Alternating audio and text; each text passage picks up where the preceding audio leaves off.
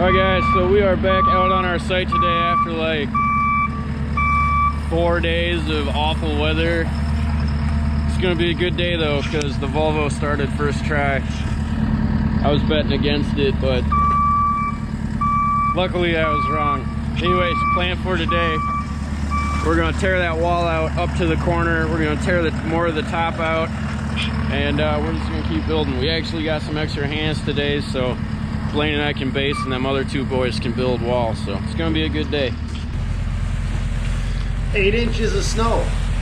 We got 8 inches of heavy heart attack snow right in October 20th. So this had to be about October 22nd. Thankfully the pile was tarped, and with that snow blanket over it, the soil ground's probably soft, not frozen. I'm gonna guess that snow insulated the soil, because we were right at that freeze thaw state.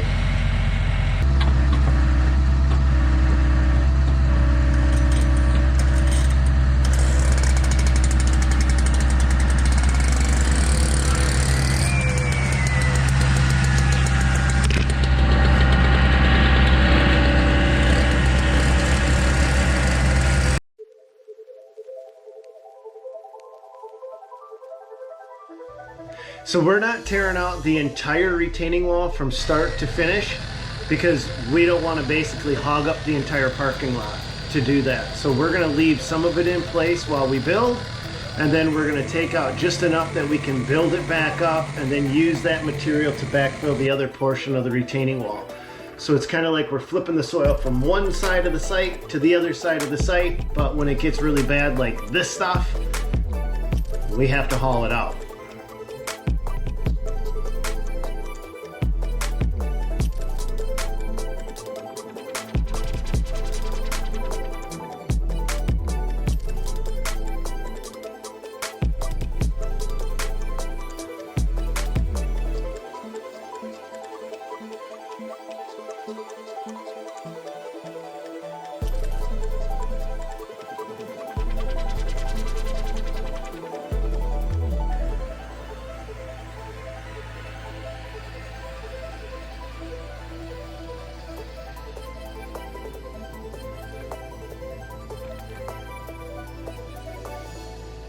And we found out that that parking lot has flooding issues every single year. That's what we were told, at least. So all of these things started to come to light after we had completely wrapped up the entire retaining wall, and a person came out that I think lived in the association and just started to share with us all of the issues they had. They have to drill holes in the parking lot because they get water blisters forming. I've never heard of that. Is that crazy? The units are flooding, someone told us. I mean, it's just one thing after another on this site that would have been nice if we would have known about it before we got started.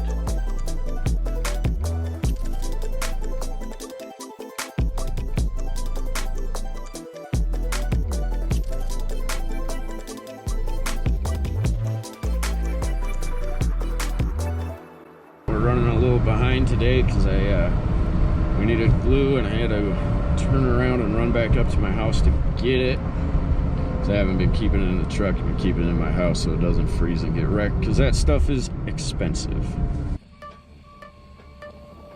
This is Sam's favorite caulking gun. I think he'll probably walk you through it, but in the corners, when we come to our corners, you can't always get the pinholes to line up.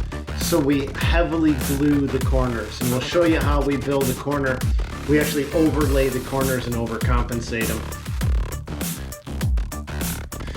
So you'll see in the bank, there's some of the dead men left in there. Sam is going to do a really good explanation of why that's okay to leave in place.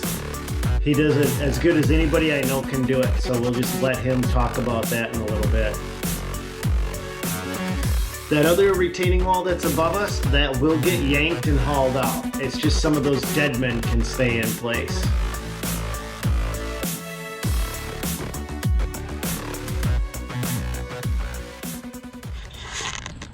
We had a pretty good day today. Again, we got a lot done. God, this site's so muddy you can hear it squish. So plan for tomorrow, first thing. The rest of this upper wall is coming out. We need to be 6 feet back from the front of our blocks for the geogrid. We're at like 4 right now. So we got 2 more feet to go. That's got to come down.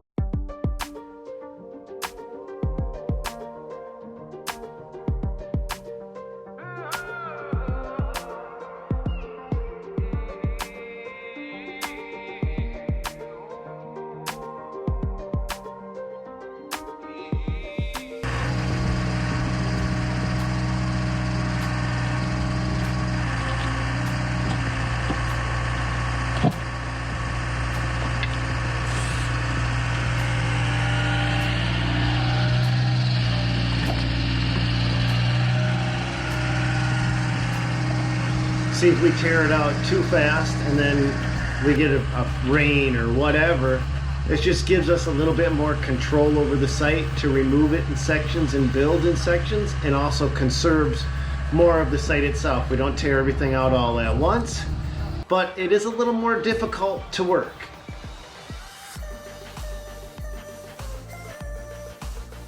We use that grapple for everything. We're just used to using it now. I mean, we can use it like a bucket. We use it for demolition. We use it for boulder wall installation.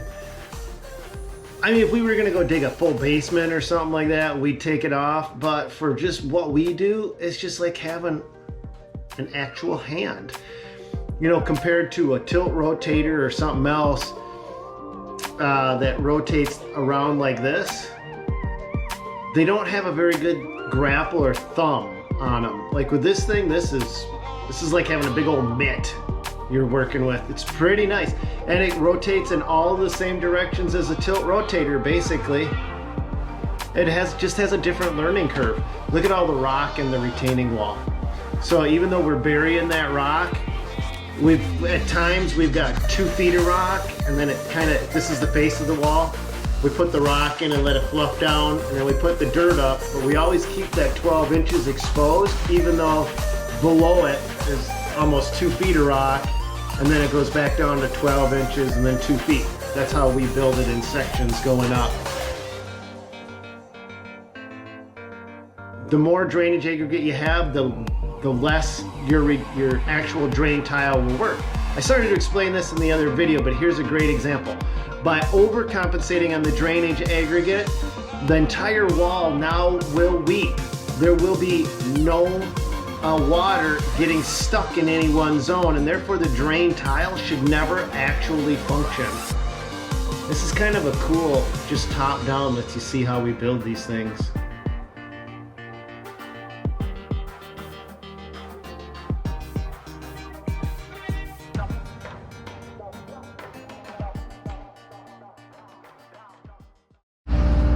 All right, so we modified our plan a little bit.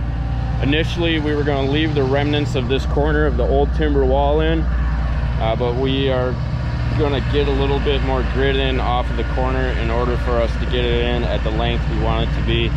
This has to come out. Now, normally it would be fine to leave that in there. There's a ton of dead men going back in there. This wall was built extremely solid. Wasn't going to go anywhere. So normally you can bury that stuff, and to rot they need moisture, air, and sunlight.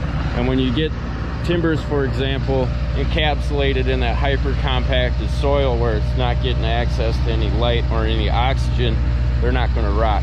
They'll get waterlogged like a son of a gun. You dig one out, they'll be weighing 4 times as much as they went in, but they won't rot. So it's normally all right to leave that kind of stuff in there. And the only reason we're taking it out is so that we can get more grit in on our corner for extra stabilization. So everything Sam said, you need the 3 components, moisture, air, and sunlight, was accurate, except you don't need the sunlight.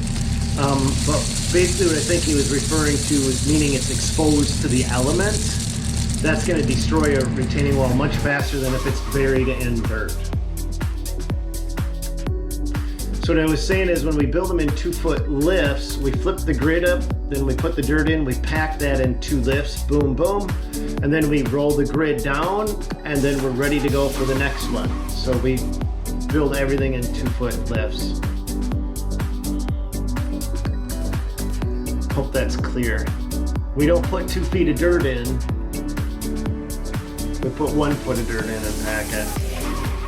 Well, in this case, they're also sealing it at the end. So you've seen before we had that monster packer in place. That's what we use to pack, but they seal the soil. It's just weird, but we like to seal the soil because then you can't get water wicking into the wall. And this thing right here, Milwaukee's M18 caulking gun. I love it. I wish we had gotten it sooner. All right, so with these corner blocks, you can't get pins in them just with how they overlap on the course below. So we got to glue them, and we're going to glue the ever-loving heck out of this thing, and then the rest of it will be sitting on rock like a step up, but we're going to go heavy on the glue just for a little bit of extra security.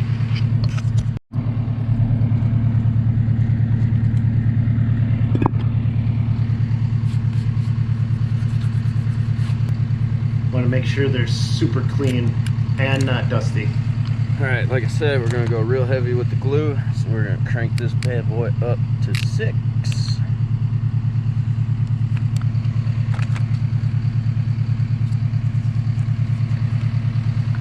And then it takes a second for the motor in here to cycle, but once it does,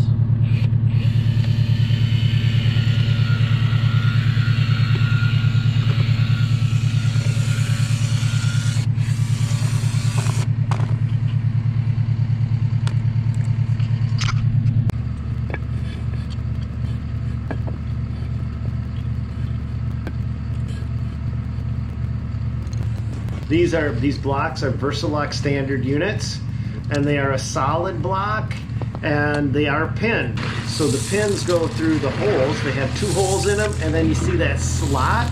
We have to line the pinholes up with the slots.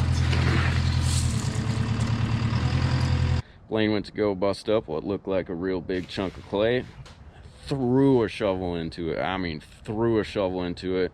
Surprise, surprise, it was a rock.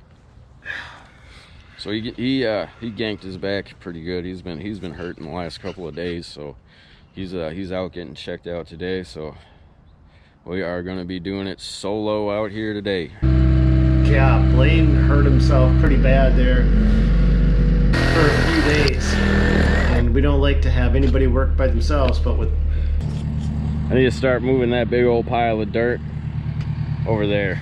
But with Blaine out of the picture, Sam had to fill in for a couple days by himself till we could get him some help.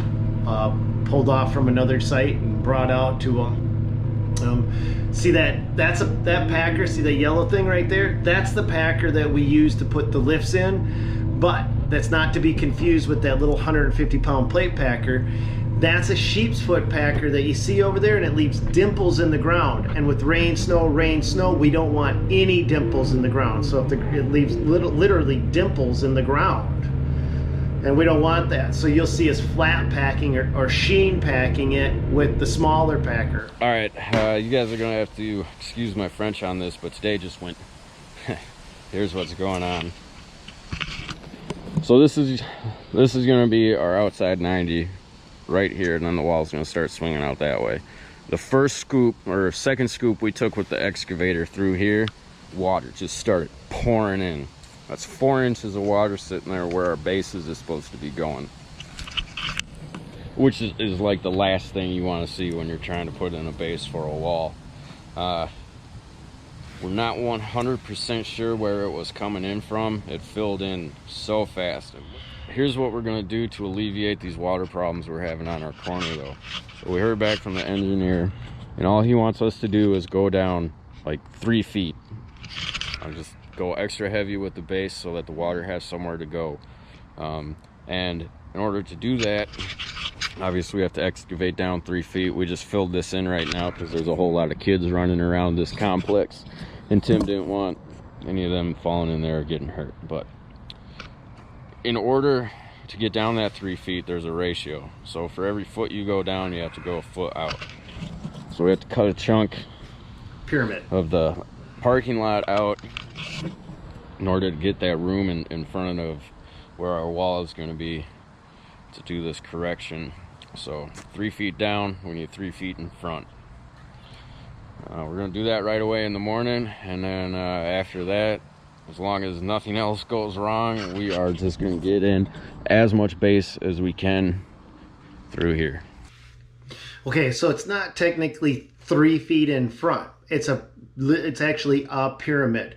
So because the weight of the block doesn't go straight down, it goes outward. We've got to compensate and create that pyramid effect. So as we go down, we may have 12 inches in front and 12 inches behind. It just depends on how much rock we put in. Also, when we get into a soil correction situation like this, we like to layer grid into the rock as well. And I don't know if we've got that on film or not. We've had one problem after another on this job site, not just limited to the actual job site, but it's almost like this site is cursed to us because my camera's completely fried out. One of them fried after a week of filming. I don't even know what's savable at this point. So I mean, it's just been one thing after another. This is one of those jobs where it just feels good to say, we're done. I don't have to go there tomorrow. I'm guessing some of you guys have had that feeling and know about it. So anyway, that's what's going on in this one. God bless. Go get them, you guys. And I don't even know what the next video is going to look like because I got to go through it and start seeing what we've got for footage. But hopefully we're just going to be able to release these all right in a row. And so that should be on Friday. Hopefully we'll see you then. Catch you later.